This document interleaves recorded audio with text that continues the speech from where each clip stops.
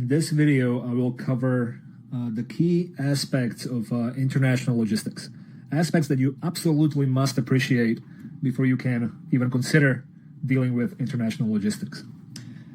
When it comes to global trade, specifically global export value, right, we have only seen approximately 4 trillion US dollars being exported around the world. Okay, by 2010 approximately, okay, so about 20 years later, this number jumped closer to 15 or really even 16 trillion US dollars. Okay, and it is projected that by 2020, this number should be 20 plus trillions. Okay, so just kind of appreciating how rapidly the global trade is growing still even today should give you a better appreciation of just how important it is to pay attention to international logistics and appreciate what it does for international trade and ultimately for the luxuries that we can enjoy on a daily basis. Okay, so to split international logistics into some manageable components, let's talk about 3 logistics channels. Okay, so 3 logistics channels, or 3 international logistics channels.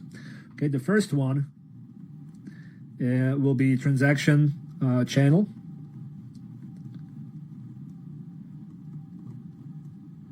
Transaction channel.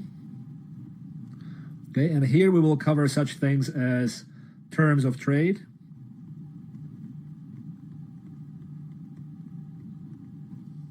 okay, so what do I mean by terms of trade? Well, when you're talking about international shipping, right, you're talking always about somebody is shipping something to a customer. So you have a shipper and you have a customer, or you can think of them as exporter and importer in the context of international trade, right? So you always have to think about at any given time when the cargo is in transport, who owns the cargo, who takes all the risk associated with the container catching on fire or just any other possible damage or loss that can occur to the cargo, who takes the risk, who is responsible for insuring the cargo that's being transported, right? Second component of this channel is the freight control and insurance.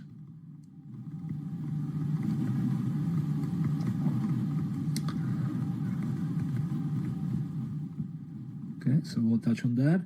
What are some of the risks associated? Who often is responsible, again, for the insurance? And then last one, terms of payment, very important one. What are the terms of payment?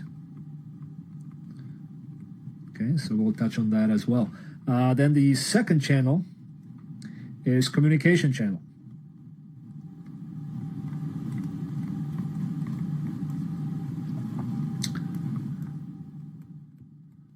Okay, so this really, when we're talking about communication channel in international logistics, what it comes down to ultimately is all the documentation that's required and associated with any given international shipment. All right, so documentations. Okay, just think about it. Think about all the customs across the world, right? Export customs, import customs, different cultures that get in the way, how people are used to getting stuff done, right? Just how to file paperwork with certain government agency in a foreign country, right? Banks, how they operate can vary, even though there has been quite a lot of effort to standardize some of the bank-related transactions. Freight documentation, I'll provide you with a variety of examples of kind of the standard package of documents that is required for any given shipment, right? So that will be attached to this video on Blackboard. Licensing, insurance, any kind of certificates, all kinds of documents that need to be considered. And then the third channel is the distribution channel.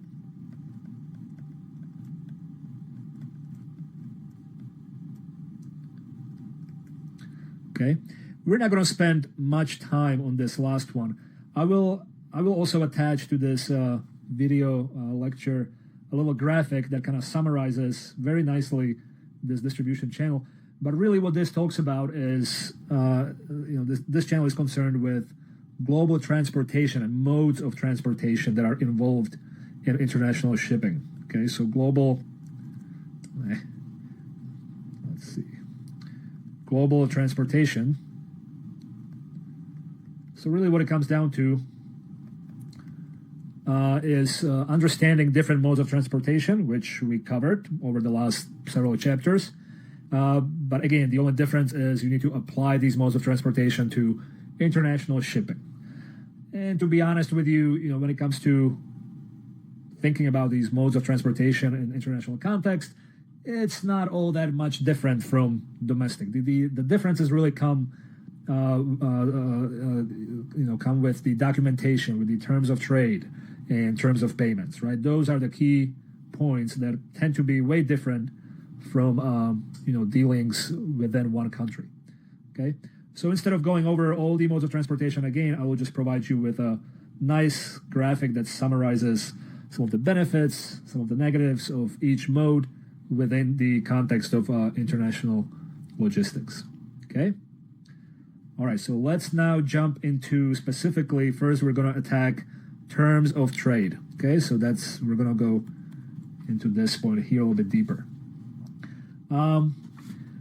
Okay, so when it comes to terms of trade, right, the shippers and the importers or exporters, importers, they have to have a common understanding of who is responsible for the cargo. Okay, so who actually pays for the cargo, the cost itself, who assumes all the risks at any given time, and who covers the insurance from which point on between point A and point B.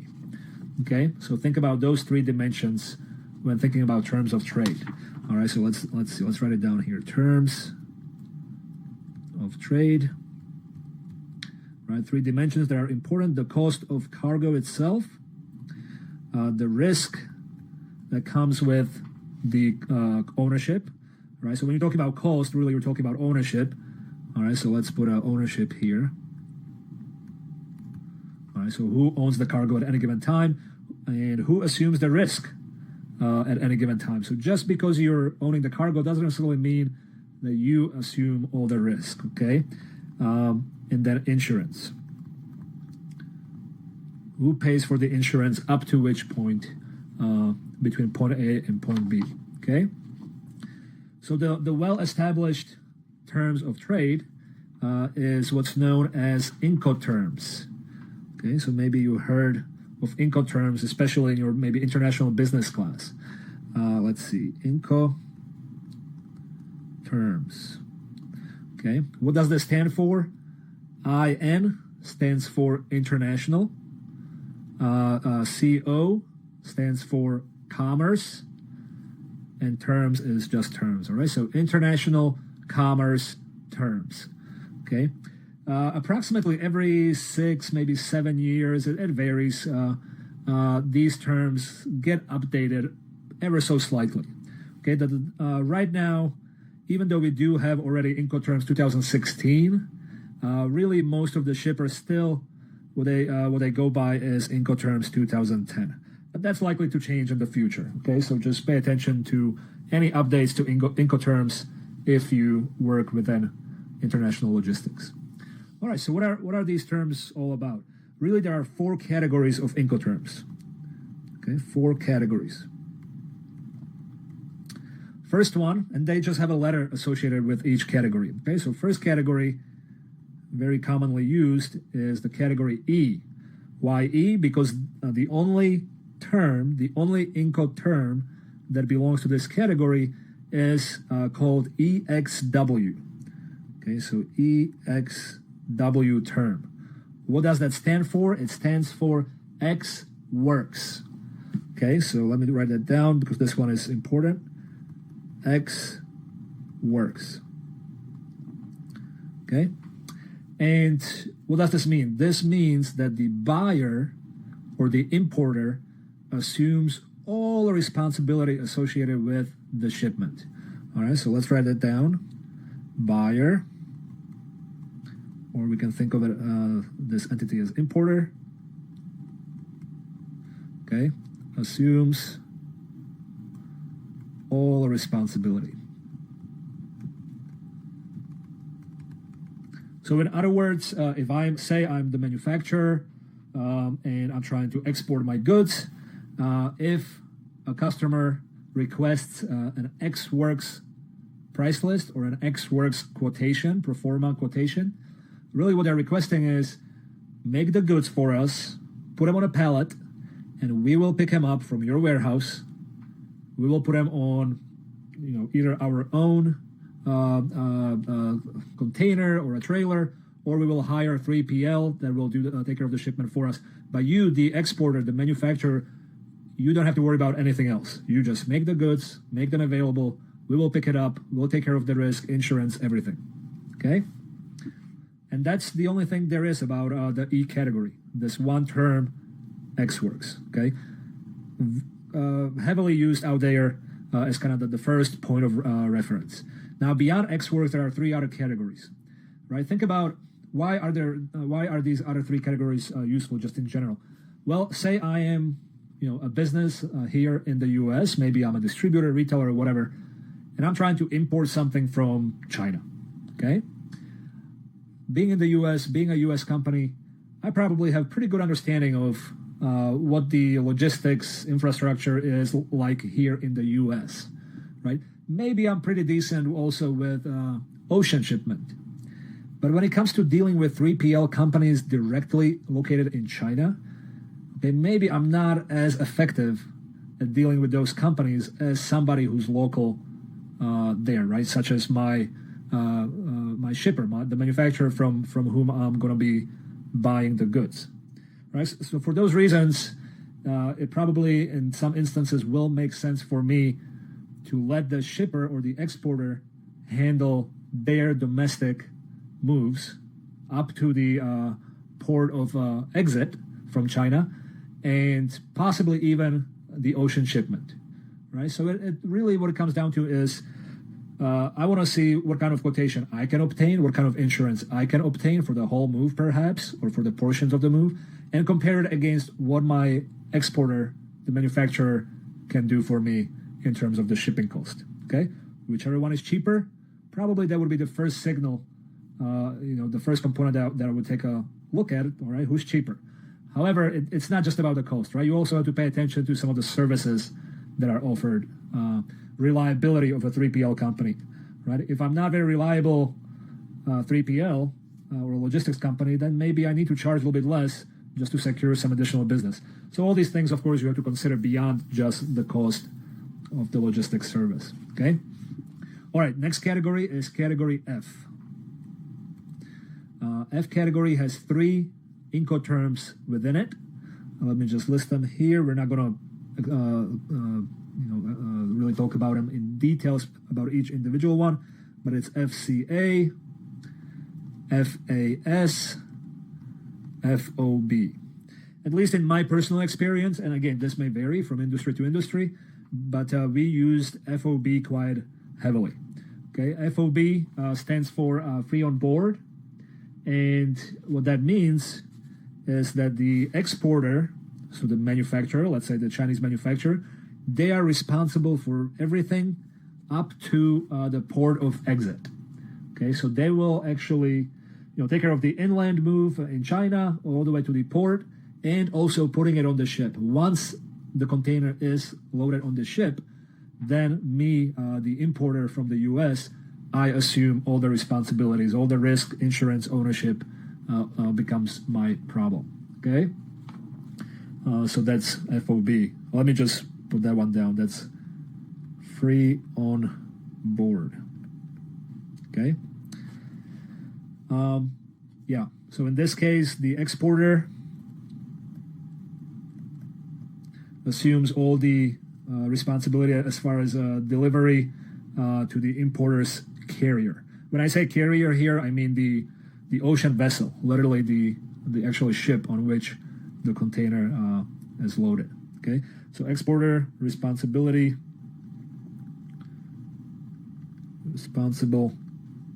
for everything up to the carrier, all right, or the ocean vessel. Okay, and then importer takes care of everything else. Importer takes care of, we call it the main carriage. What is the main carriage? Think about that for a second. So importer takes over with the main carriage.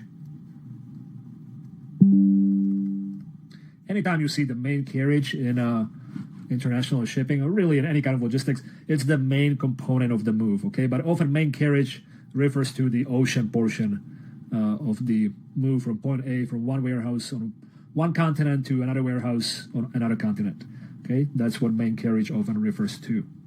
Insurance, customs clearance, all that becomes problem of the importer and exporter. Once it's on the vessel, exporter has nothing to worry about. Okay, C. Next category is C category. There are 4 classifications there. CFR.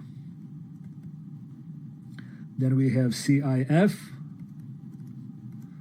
CPT, CIP. And I'll provide a graphic to you that lists all these and has a very nice visual kind of understanding of who's responsible for what up to which point. And also it elaborates on each of these Incoterms abbreviations. But again, in my experience, kind of CIF is something that we heavily used. This is cost, insurance, and freight.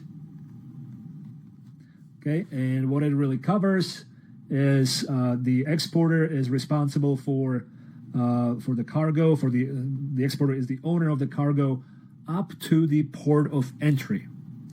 Okay, so if the exporter is in China, they are responsible. They own the cargo until it comes to, say, port in Los Angeles, okay, in LA.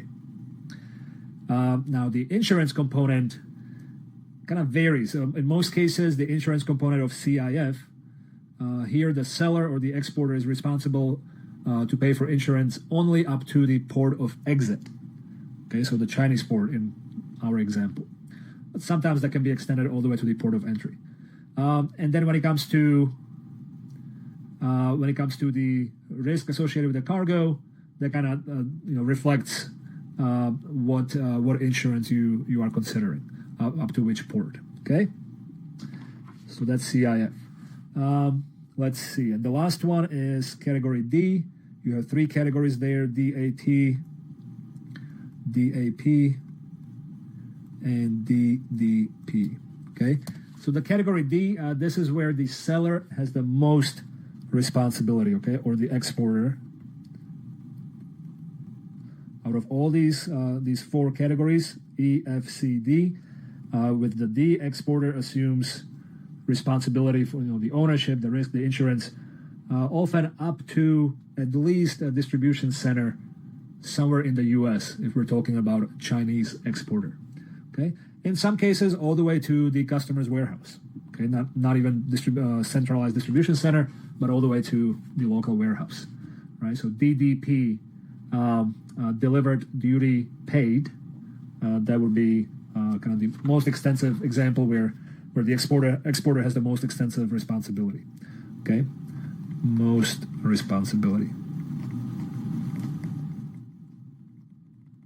All right, so just appreciate that these Incoterms are very important. Anytime you want to deal with international customers or suppliers, I promise you when it comes to pricing, the way you request a price list, or even if you go to a trade show and you want to negotiate prices with somebody, usually you start probably with Ex Works prices, okay? And then you build into it various components of responsibility, who should be responsible for what, okay? But again, often when I used to go to various trade shows, we would negotiate off of Ex Works prices, perhaps in some cases on CIF terms, okay? But you always want to attach at least one of any of these Incoterms to your negotiations, because that clarifies who should be responsible for what, and that responsibility usually costs some additional dollar value, right? So the prices do change based on what kind of Incoterms you are talking about. You don't want to be very vague with your customers and your international business partners, right? You want to be very specific, because if nothing else, I promise you, national cultures, what you say in one language, maybe misinterpreted in another, And especially if you talk about prices, that can end up costing you hundreds of thousands of dollars. Okay, so you want to be precise, and that's where Incoterms become very helpful. Okay, just very quickly, when it comes to our second point in the first transaction channel, the second point was freight control and insurance. Right, it really boils down to financial risk and who is responsible for this financial risk, what kind of transportation perils you are likely to face also in international shipping. Okay, so when it comes to financial risk,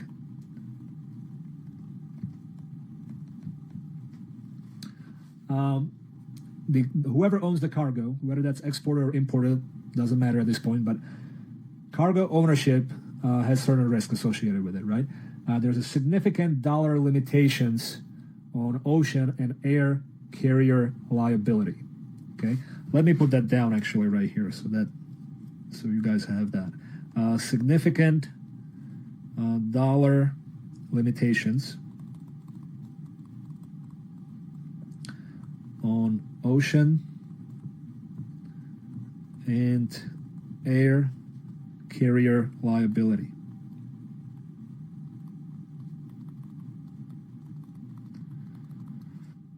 What do I mean by that? If something goes wrong with the cargo, there's very little liability put on the carrier, the ocean carrier or the air carrier, whoever you are using for international shipments. And why is that? Well, it's very, very difficult for you, the shipper, for you, the customer who is receiving, or the shipper, to prove that it was the carrier's fault that something happened to your cargo.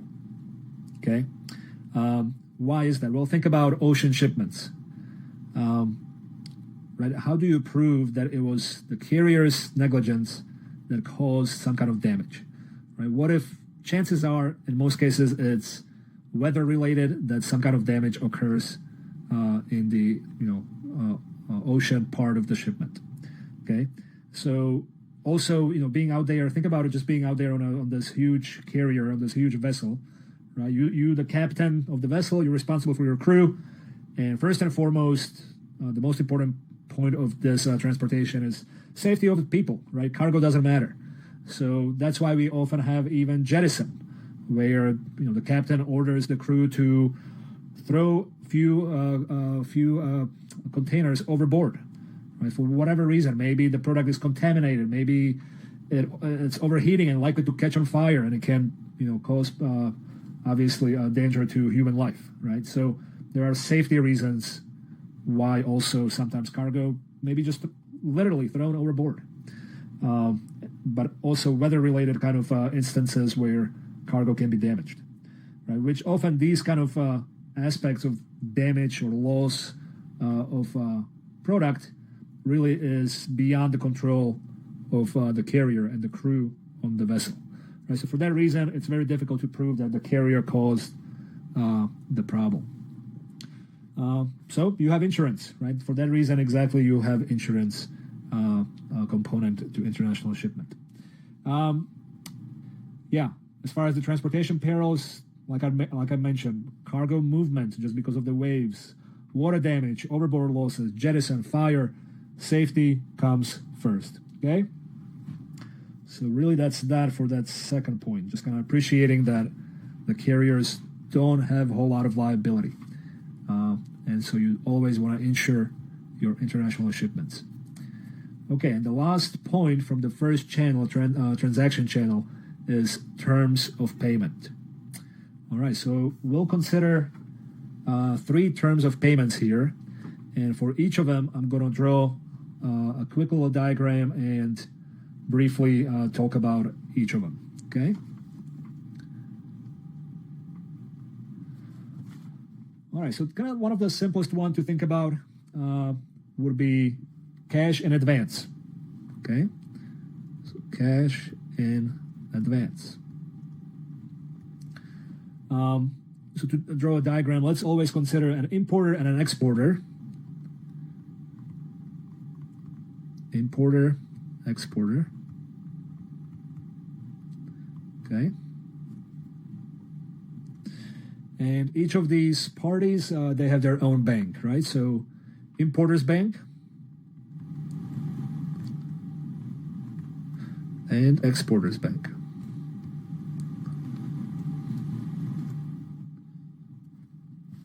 All right, so let's now think about the actual payment taking place. Before the payment can even be considered, right, there's some negotiation going on between the importer and exporter. You have probably a pro forma kind of quotation from the exporter to the importer, and then once the importer agrees to this pro forma quotation, the pro forma quotation is signed, or you can think of it as a purchase order, right? So the first step in this diagram would be signed purchase order or pro forma quotation, whatever you want to call it. After that, because we're talking about cash in advance, what do you think has to happen next? Well, the importer has to let their bank know to send the money, right? So set up the wire transfer. Okay, I'm just going to put a WT down. You want to set up the wire transfer, issue the wire transfer. Then the importer's bank sends the money over, right? That would be the next step. So actual wire takes place. The wire is issued. And after that, exporter's bank just credits exporter's account and just notifies the exporter that, hey, the wire has been received. Money is in your account. All right, so let's put credits, exporter's account. Okay. And after that, last step, step 5, the goods are shipped.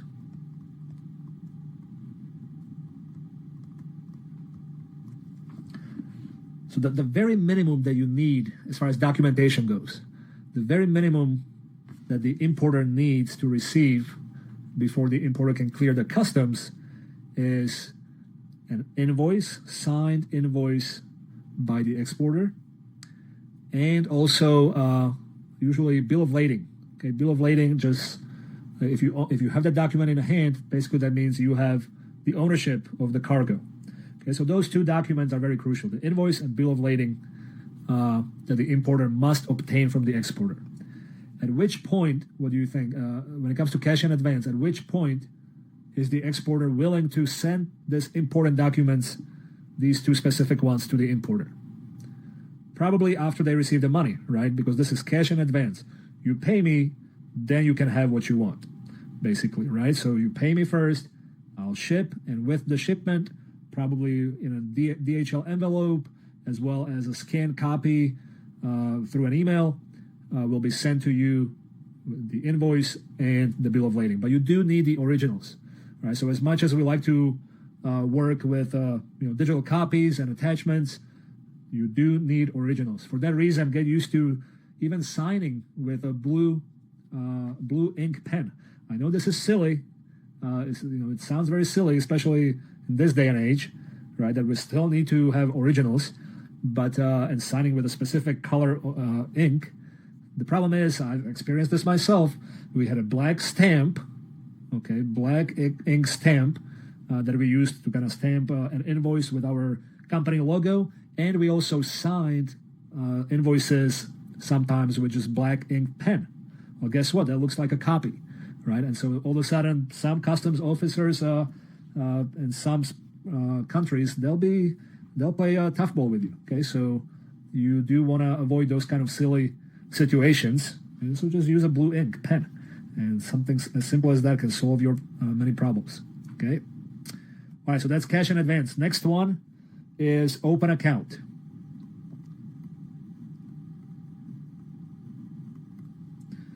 All right, so again, we have the importer, we have the exporter, okay, we have the importer's bank, exporter's bank. Okay, and let's think about all these transactions when it comes to open account. So again, everything starts with signed purchase order, right? That's really, in most cases, the first step that has to take place. Signed purchase order as a first step, okay? Now, this is an open account, right? So that's quite the opposite to cash in advance. When I say that, my customer has an open account with me, that usually means that there are some kind of credit terms that I am giving to my customer. What are credit terms? Just like we have credit cards, right? You don't have to pay right away. You pay later. Let me just here in the corner give you an example of what you may see on an invoice. You may see something like 315 net 60. Okay, what is this? Well, this is just one example of credit terms. These numbers can differ. Even how it's written can differ slightly, but this is often the standard way to write it. And this basically says that you have 60 days to pay the whole invoice. Okay, you signed already the purchase order, so you are responsible for it. Signature kind of dictates things when it comes to open account. You have 60 days to pay the whole invoice. However, if you happen to pay within the first 15 days after you sign the purchase order, we will give you a 3% discount. Okay, so pay within 15 days, you get 3% discount. If you don't, you still have to pay everything within 60 days. Okay, why am I willing to give discount to my customers if they pay early? If you give me the payment early, right, 60 minus 15, that you're talking about 45 days, well, maybe, my finance department, they're so good that they know that if I have that money for 45 days, I can do something with that money that will give me more than just 3%, right? And it also comes to cash flow situation, and just being liquid tends to help your company. Also, when you worry about stocks, how your company's operation ultimately impacts your stocks, right? Showing a good cash flow situation is always a plus. It sends positive signals to your stakeholders. Anyway, so open account means having credit terms. All right, second step, because it is an open account, I am not waiting on the actual money. I'm not waiting on the payment. As an exporter, the second step, I am shipping the goods. Okay, so goods shipped and with invoice. With invoice stamped by the exporter, bill of lading, everything is provided to the customer. Okay, so they can clear the customs. Step 3, at some point later, right, depending on what the credit terms are, I will set up the wire transfer, and then everything else follows, right? Step 4, the wire is actually issued, right, or sent to the exporter's bank, and then ultimately, last step, the exporter's bank notifies the exporter that the account has been credited. Okay, credits account. All right, so those are very similar, but they're opposite in a way, right? You have 5 steps, but they're opposite as far as what comes first, the shipment of the goods or the payment. All right, last one, a little bit more complicated, is the idea of letter of credit.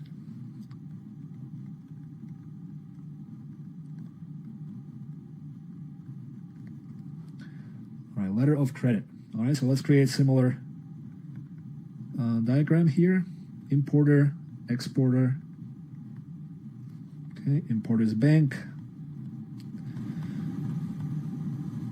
and exporter's bank.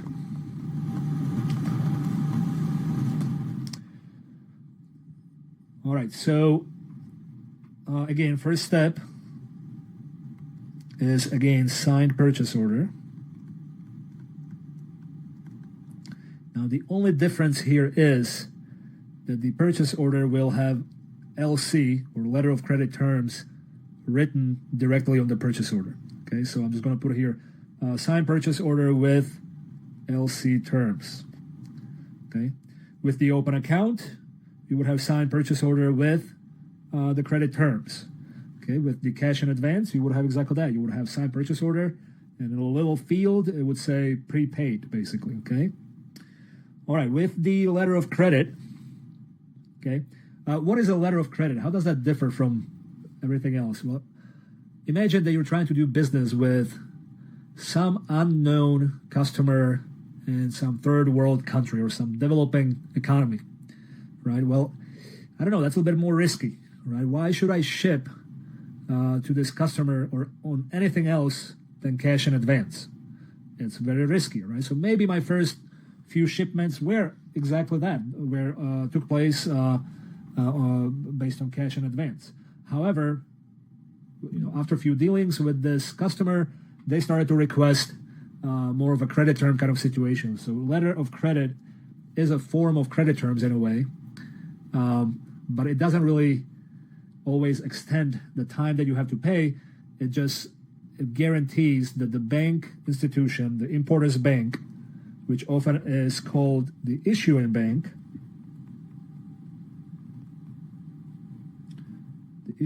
they guarantee that the importer is good when it comes to their payments.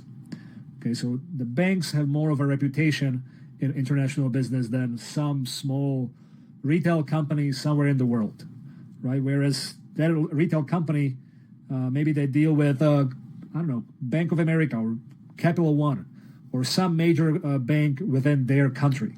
Bank of Spain, for example, right? Spain's economy is not doing really well today, and it's very risky to do new business, especially with some of the, especially small and medium-sized companies in Spain, right? But Bank of Spain, that's a well-respected institution, right? So if the Bank of Spain issues a letter of credit on behalf of this small company in Spain, and they tell me, the exporter from the U.S., hey, we promise this company is good when it comes to paying up, then I'm more likely to ship in such a scenario, right? So that's where the letter of credit is valuable.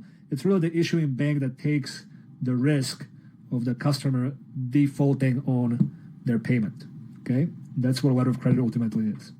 All right, so what are all these steps that you have to take here? So first, you sign the purchase order with letter of credit terms. Right around the same time, you apply for the letter of credit, right? So LC application is the second step, right? So the importer is applying for LC with their respective bank. This can take days, this can take weeks, just this one step alone. Next step, the LC hopefully is issued. Okay, so the Bank of Spain lets the exporter's bank know that, hey, we issued a letter of credit to our customer, we can proceed. Okay, then the exporter's bank often is also called, in this case, when talking about letter of credit specifically, in this case, you would refer to it as the advising or sometimes confirming bank.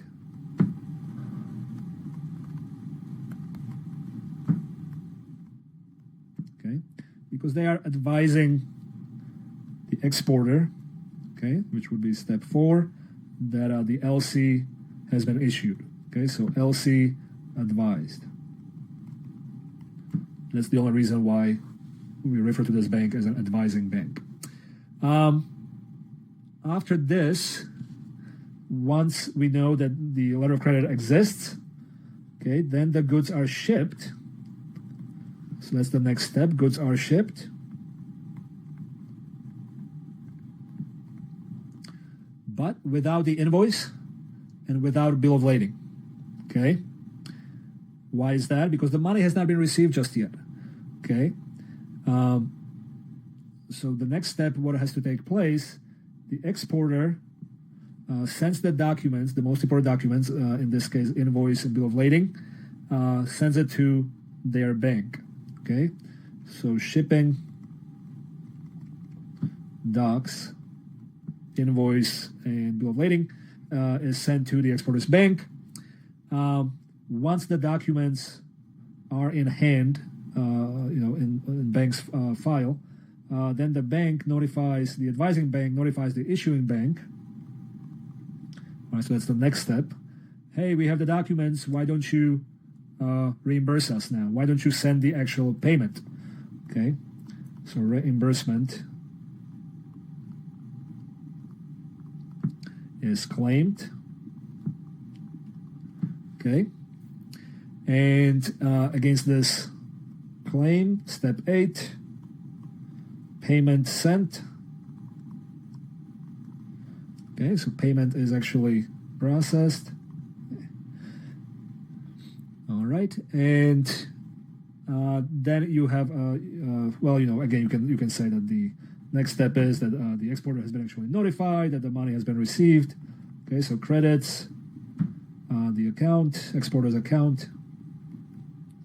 Okay, and then against this advisement, the shipping documents are received by the importer's bank and eventually sent to the importer. Okay.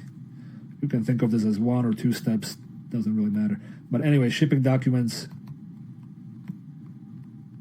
received by the importer, and hopefully all this took place before the goods reach the customs on the receiving end. Right? Otherwise, the goods will have to be stored somewhere at the port until the documents are received. Sometimes what happens, the documents were not properly written, right? That there's some kind of error between the purchase order and the invoice, or the packing list that comes glued to each pallet, or packing list that comes with the whole container may have different quantities or different products listed, or even just the product item may be changed because the accounting system changed, right? And all of a sudden the invoice printed different product number that's associated with it. Such a small discrepancy can cause tremendous problems at the customs. And unfortunately, when it comes to letter of credit, that's where you will see often some issues, because it just delays everything, right? The goods are already in shipment and the documents have not been provided just yet, so the documents could not be checked just yet until the payment clears through all the banks. Okay? All right, now, while we have this in front of us, let me just ask you a few questions, and I'll pause for a few seconds and try to think about the answer.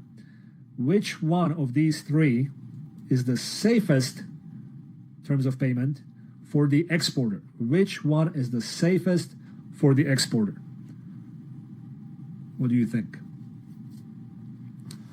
Probably the cash in advance, right? If I am the exporter, in this case, I receive the money before I even have to ship anything, right? That's pretty safe. I have the money in my pocket. Okay, I'll ship now. All right, so this would be safest for the exporter. Now, which one do you think is the safest for the importer? What do you think? So probably quite the opposite, right? The open account, right? I have credit terms. I don't even have to issue any kind of letter of credit through my bank, right? So open account. The goods are already on the way. I may even receive the goods before the credit terms expire, right? So that's often the safest for the importer. I can inspect the goods before I even have to pay. If something's wrong with them, I'm not even going to pay the whole invoice, right? Something was damaged. Now it comes down to terms of, it comes down to terms of trade. Who is responsible for the damage? If it's the exporter, then they better reimburse me, prorate the invoice, or send me additional cases of the product, whatever the case may be. All right, which one allows for fastest shipment of goods? Right, so clearly open account. Right after the purchase order is signed, goods are shipped. Right, so that is the fastest one. All right, so fastest here. Okay, and one more question. Which one most significantly delays the shipment? Which one most significantly delays the shipment? It's the letter of credit. I mean, just look at the diagram. All these crazy lines that I put down, right? All kinds of documentation about letter of credit, application, the issuance of the letter of credit, advisement, reimbursement. All this has to take place first before the shipment can even, in some cases, take place, right? So that often delays. Even just the LC application itself, the second step right here, that can take a very long time, sometimes weeks. I'm sure there have been cases where it took months to apply for a letter of credit. Because you, as the importer, you have to send all kinds of financial statements to your importer, to your issuing bank, to prove that you are good when it comes to this whole new business, especially if you're trying to expand, you're trying to all of a sudden borrow a lot of money or get credit for way more significant amount than what you usually deal with. So that's a very slow one when it comes to receiving the payment. Even after the goods are shipped, still there's a lot of steps that need to take place until the money is actually received. Right. So for that reason, really, whichever one of these you consider, there's still some kind of delay when you try to pay. Even a simple wire transfer here in cash in advance, the second step, right? International wire transfer sometimes you can talk about 4 or 5 business days. Okay, so this is partially why I'm sure you guys have heard about blockchain technology and cryptocurrency and Bitcoin, right? So the promise that comes with blockchain technology is that it can impact significantly the financial sector. It can speed things up, right? So even such things as wire transfers, instead of taking 4 or 5 days, if we can utilize blockchain technology, supposedly you can receive a payment really in seconds or minutes at worst. Okay, that technology still, I think, has a long way to go before it kind of proves itself. But some companies already are using it either for financial reasons, for financial sector, to speed payments up, or even to trace various aspects of its supply chain. So I think Walmart, they have a really nice application of blockchain technology today, where when it comes to such things as produce and how the produce is shipped from which farm to which distribution center and so on, and when you have to deal with specific batches and problems when it comes to exposure to various diseases, E. coli, right, outbreaks.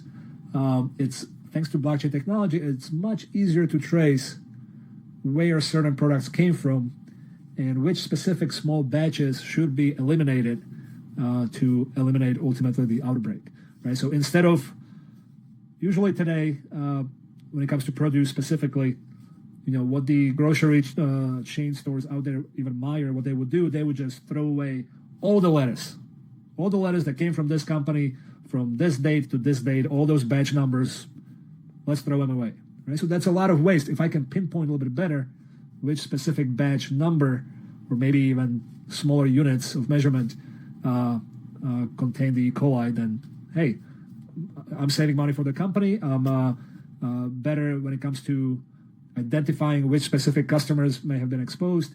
Anyway, I'm going on a tangent here, but blockchain technology has a lot of benefits, and also it has lots of benefits when it comes to terms of payments in the international shipment industry.